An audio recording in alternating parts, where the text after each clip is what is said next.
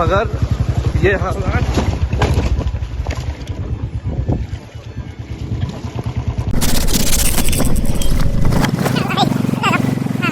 जिनकी सरकार है यहाँ, मगर ये हालात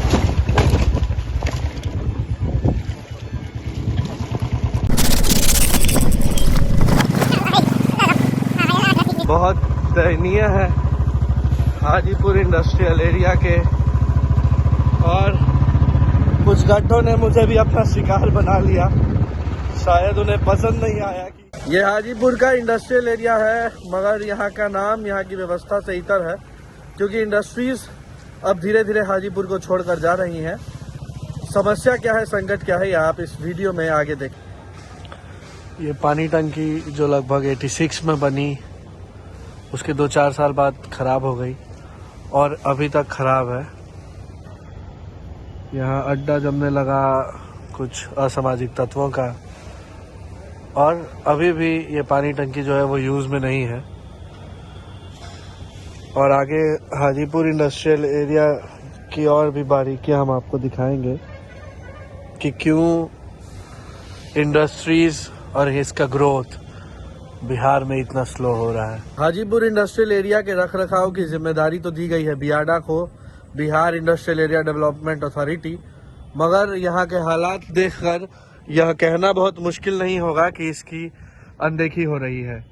मेंटेनेंस प्रॉपर नहीं, सड़क के किनारे जल जमाव और कचरा जो है वो यहाँ उद्यमिता को बढ़ने से रोकता है। जो इंडस्ट्रीज हैं, जो उसके ओनर्स हैं, वो भी यहाँ आना बहुत ज़्यादा पसंद नहीं करते, क्योंकि यहाँ के रखरखाव से जुड़ी बहुत सारी शिकायतें हैं जो वो खुलकर कैमरे पर तो नहीं कह सकते, मगर बातचीत में अक्सर ये बताते रहते हैं। ये ट्रीट इंडस्ट्रीज, जो पटना में आप ट्रीट आइसक्रीम खाते होंगे, और ऐसी कई सारे बड़े बड़े इंडस्ट्रीज जो हैं वो हाजीपुर इंडस्ट्रियल एरिया में थे, मगर ख़राब हालत और रख रखाव की कमी की वजह से बड़ी इंडस्ट्रीज जो है वो हाजीपुर इंडस्ट्रियल एरिया को छोड़कर जा रही हैं और दूसरे इंडस्ट्रियल एरियाज में या दूसरे स्टेट्स में अपने लिए बेटर इंक्यूबेशन ढूंढ रही है। आज भी हाजीपुर इंडस्ट्रियल एरिया बिहार के किसी भी और इंडस्ट्रियल एरिया से ज़्यादा जीएसटी पे करता है, मगर ये यहाँ के हालात ऐसे हैं जिससे लगता है कि बिहार, जहाँ ऑलरेडी टैक्सेस बहुत महंगे हैं, जहाँ व्यापार करना बहुत कठिन है क्योंकि टैक्सेस ज़्यादा है, वहाँ इनकी जीएसटी का उपयोग इनके बेटरमेंट के लिए नहीं होता। सामने इंडिया पोस्ट का ऑफिस है जो एक सरकारी दफ्तर है, मगर बावजूद उसके कचरा इस तरह फैला हुआ है जैसे कि यहाँ का कोई माई बाप ही ना हो, कोई प्रॉपर रख रखाव ही नहीं कर रहा हो। और बात जब बिहार में उद्योग को बढ़ाने की होती है तो कोशिश किया जाता है कि वो बेस्ट माहौल दिया जाए, मगर आप उद्योग जिस स्टेट्स में बढ़िया है उनसे कंपेयर करें तो शायद ये वर्स्ट माहौल है।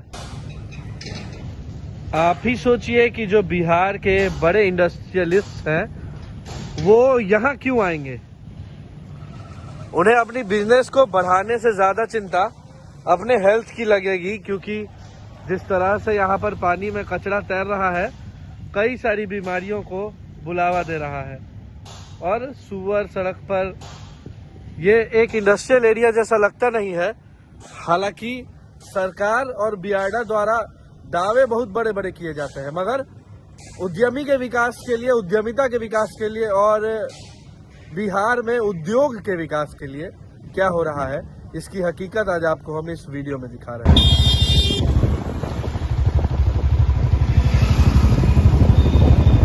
ऐसा लग रहा है कि यहाँ इंडस्ट्रीज तो है, मगर कचरे और बीमारी की इंडस्ट्री है, किसी और चीज की नहीं।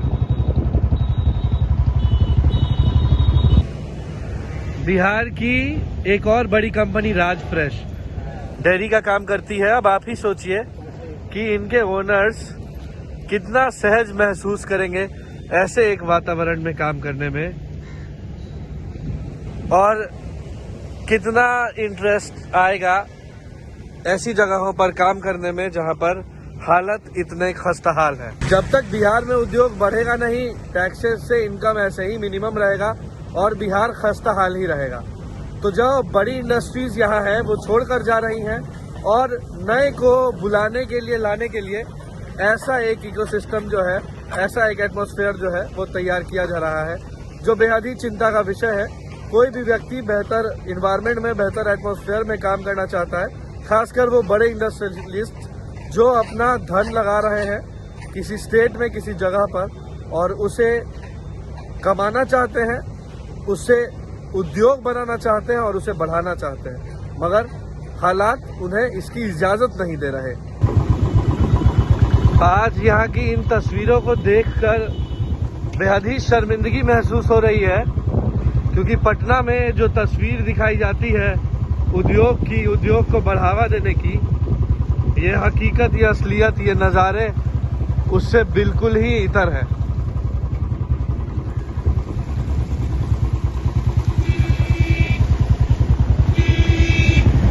अब थोड़ा और घूमते हैं इस कचरे के ढेर में और ढूंढते हैं यहाँ कोई औद्योगिक क्षेत्र। आलू तैर रहे हैं इस पानी में और गंध अगर आप सूंघ ले तो आपको उल्टी आ जाएगी। और ऐसा एटमॉस्फेयर, ऐसी इंडस्ट्रीज हमने दी हैं अपने राज्य के इंडस्ट्रियलिस्ट को काम करने के लिए, और ऐसे एटमॉस्फेयर में वो गुजर बसर कर रहे हैं, क्योंकि काम करने के लिए तो ये पूरा नहीं हो पाएगा।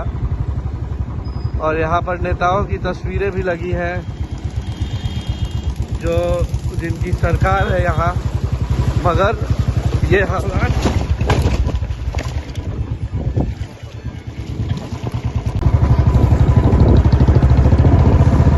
ये हालात बहुत दयनीय है हाजीपुर इंडस्ट्रियल एरिया के।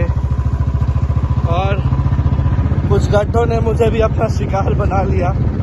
शायद उन्हें पसंद नहीं आया कि हाजीपुर इंडस्ट्रियल एरिया की इतनी बुराई हो रही है, मगर ये बुराई नहीं, आलोचना है उस व्यवस्था की, उस सरकार की जिसने एक इंडस्ट्रियल एरिया का ये हालत बनाया है।